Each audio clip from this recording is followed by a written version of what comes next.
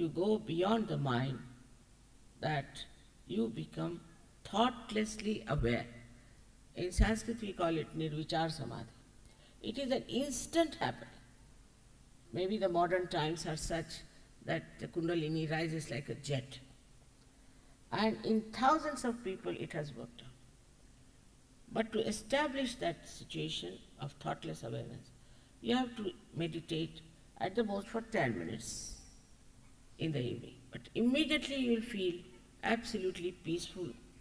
You will feel like a witness of the whole drama that is going on. And with that drama, you will be able to see that there's nothing to be afraid of, nothing to be worried.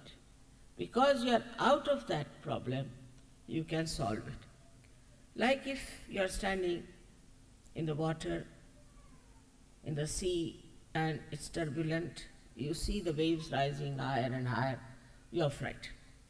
But supposing you can get into a boat, then you can watch the same scene with such attention and with enjoyment, because you know it cannot hurt you. But supposing you can jump into the sea because you are a great swimmer, you can save many others. So in the second state, where you become doubtlessly aware, you become all-powerful because you can give realizations to others. It's like one enlightened light or a candle can enlighten many candles. You can give realizations to many people.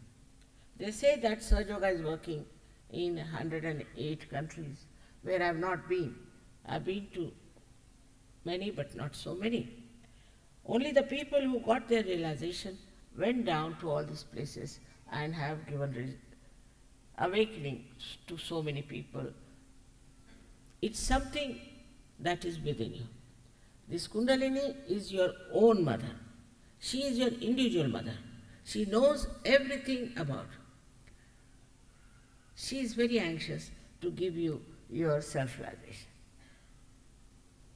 As your mother took all the pains when you were born, she takes all the pain. She's so anxious that if she knows that there is an atmosphere where she can awaken your inner being, she spontaneously rises and doesn't give you any trouble whatsoever.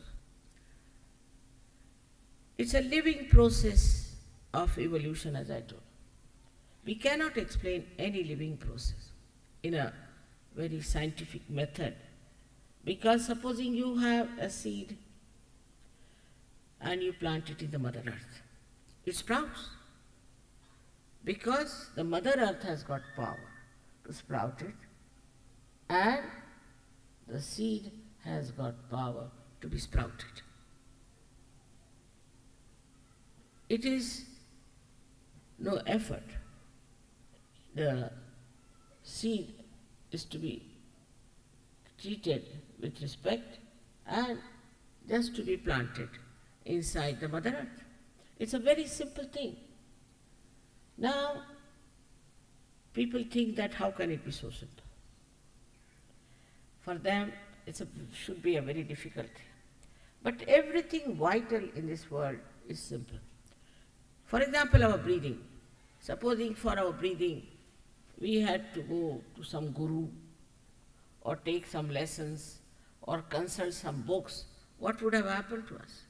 It's a very vital thing which has to happen to you, and that's why it's very simple.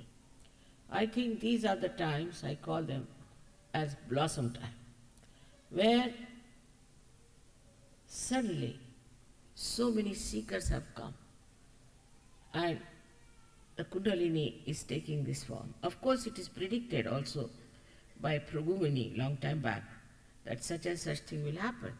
But still it will happen in such a big proportion, I could never have guessed it.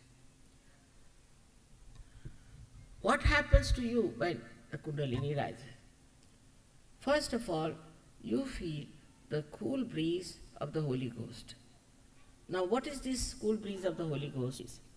It is the all-pervading power of divine love.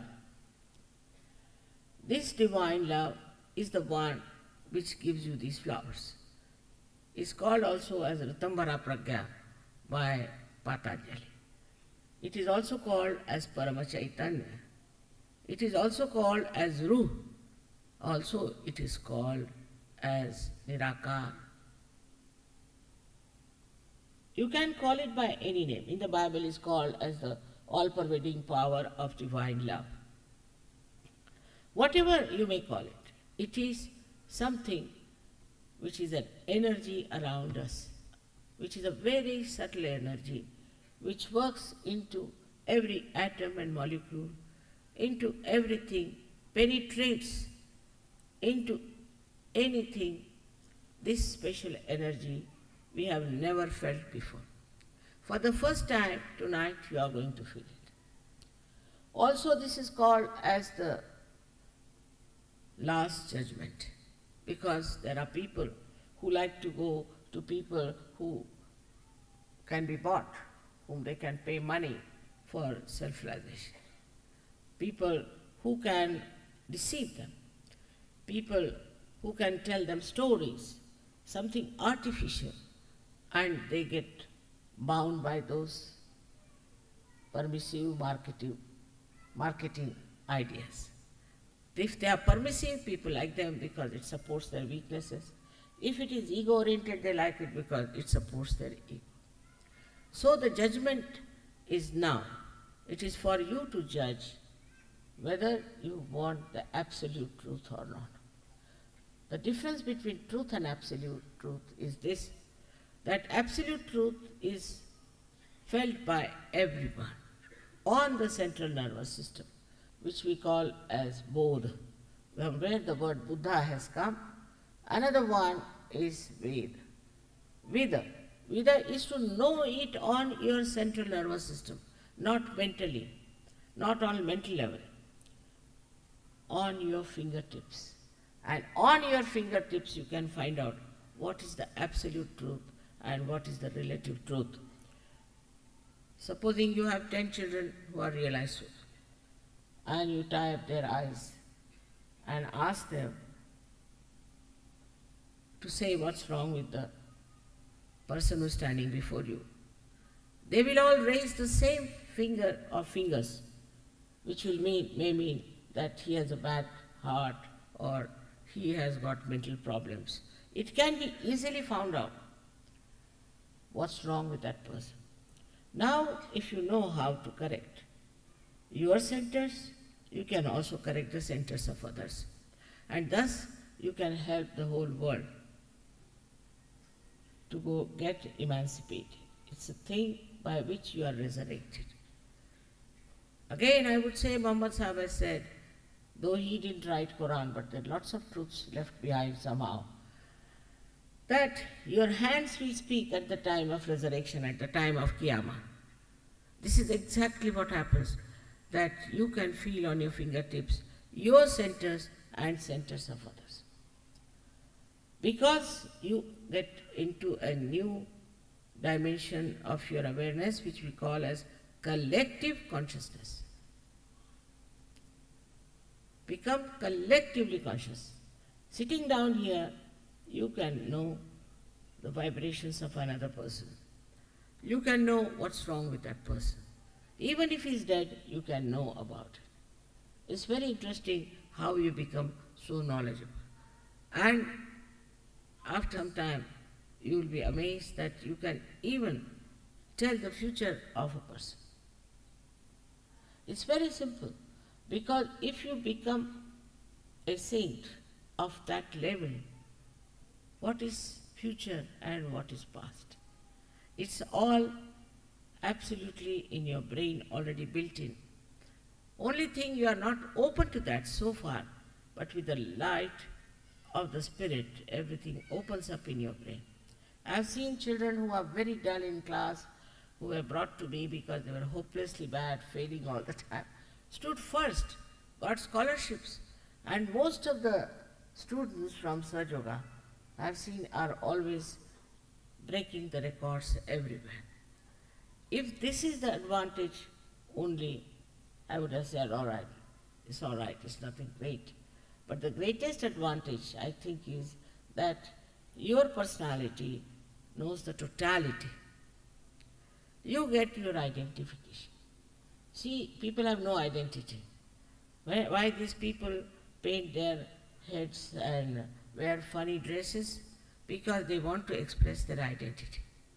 Your identity is within yourself, is your spirit. And once you know your spirit, you'll be amazed how dynamic you are. I have known many artists who were very ordinary artists. In India especially, Amjad Ali was an ordinary artist. After coming to Sahajyoga, he's become such a great artist. Sifat Hussain, so many of them.